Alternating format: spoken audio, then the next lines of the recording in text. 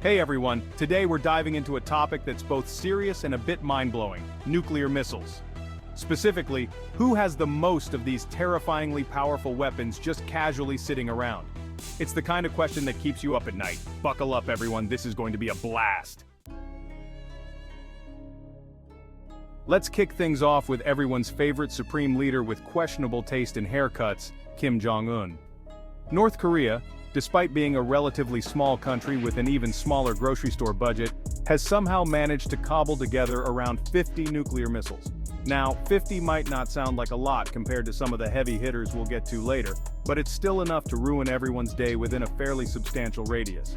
It's like finding out your eccentric neighbor, who collects garden gnomes and listens to polka music at 3 a.m., also has a basement full of homemade explosives.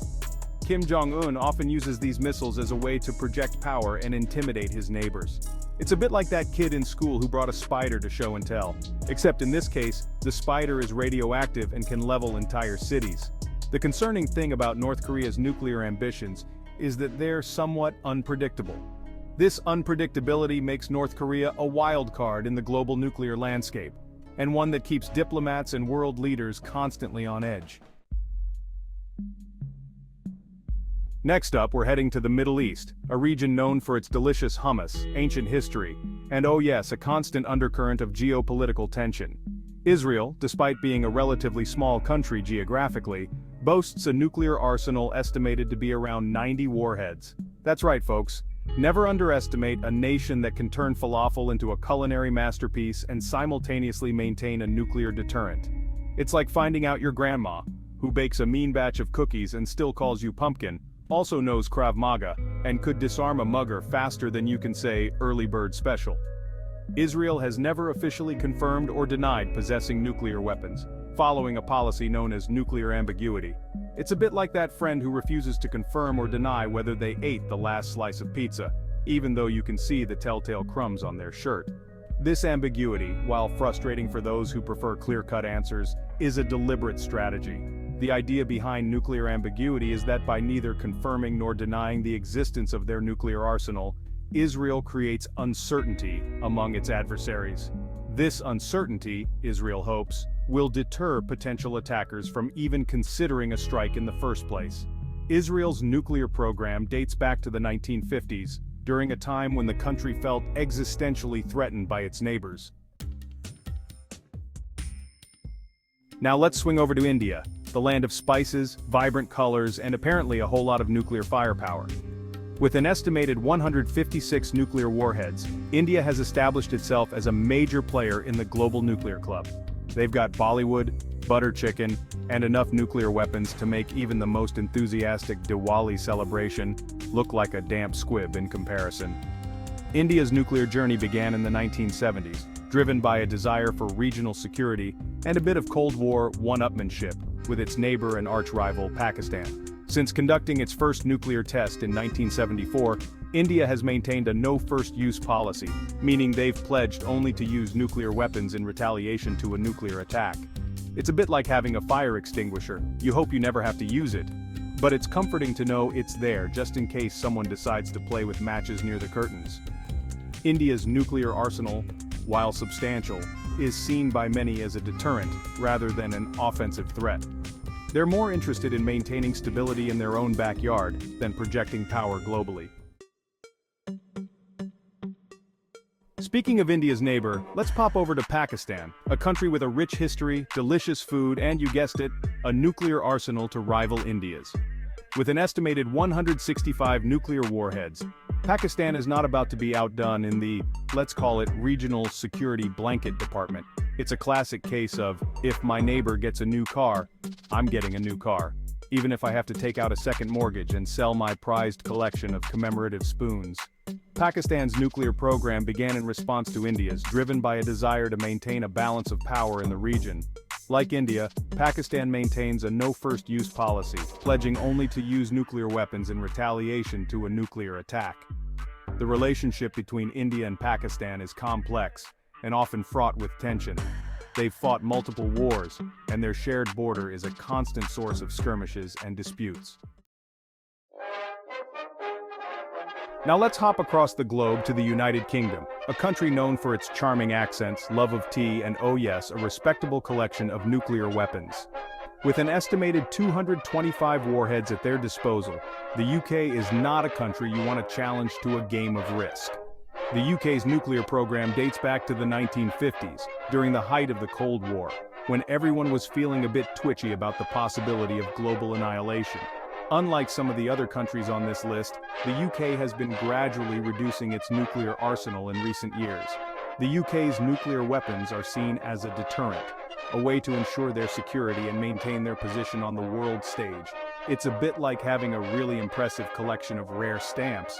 You might not look at them every day, but you know they're valuable and give you a certain status among philatelists. Next up, let's sashay over to France, a country known for its romantic language, delicious pastries, and, as it turns out, a rather robust nuclear arsenal. With an estimated 290 warheads, France is not messing around when it comes to national security. France's nuclear program began in the 1960s, driven by a desire for independence from the United States and a determination to maintain their status as a major world power. Like the UK, France has been gradually reducing its nuclear arsenal in recent years, but they're still holding on to a significant number of warheads. France's nuclear weapons are seen as a deterrent, a way to ensure their security and maintain their position on the world stage. They're like that friend who has a closet full of designer clothes but only wears the same few outfits. They might not need everything they have, but they're not quite ready to part with it just yet. It's a bit like having a really impressive art collection. You might not display every piece, but you know it's valuable and adds to your cultural cachet. Now, let's head over to China, a country with a rich history, a rapidly growing economy, and a nuclear arsenal that's nothing to sneeze at. With an estimated 350 warheads, China has quietly become a major player in the global nuclear club. China's nuclear program began in the 1960s during a time of significant tension with both the United States and the Soviet Union. Unlike some of the other nuclear-armed nations, China has been relatively secretive about its nuclear capabilities, preferring to keep its cards close to its chest. China's nuclear arsenal is seen as a deterrent, a way to ensure its security and protect its interests in the region and beyond. It's a bit like having a really good insurance policy. You hope you never have to use it, but it gives you peace of mind knowing it's there just in case. And now, for the reigning heavyweight champion of the nuclear world, the United States of America. With a staggering 5,550 nuclear warheads, the US has enough firepower to make even the most jaded action movie director say, okay, that's a bit excessive. The US's nuclear program began during World War II with the Manhattan Project, a top-secret effort to develop the atomic bomb. Since those early days, the US has been at the forefront of nuclear weapons development, amassing a vast and varied arsenal. The US's nuclear arsenal is officially intended as a deterrent, a way to discourage other countries from attacking for fear of massive retaliation. It's a bit like having a really mean-looking guard dog. You might not actually want it to bite anyone, but you also kind of enjoy the way it makes people think twice before approaching your house.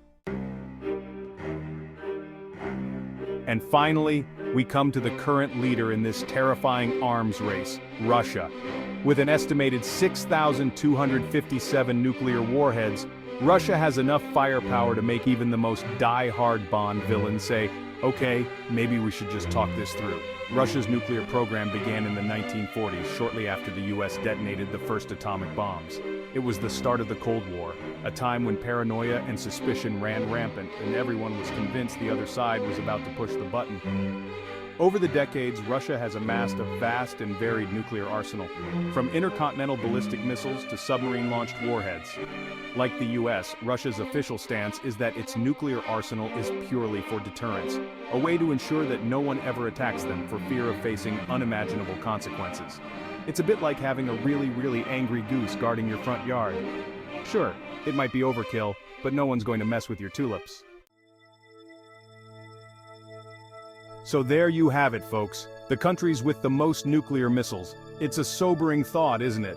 All this talk of warheads and firepower can make you want to crawl under your desk and wait for the inevitable mushroom cloud.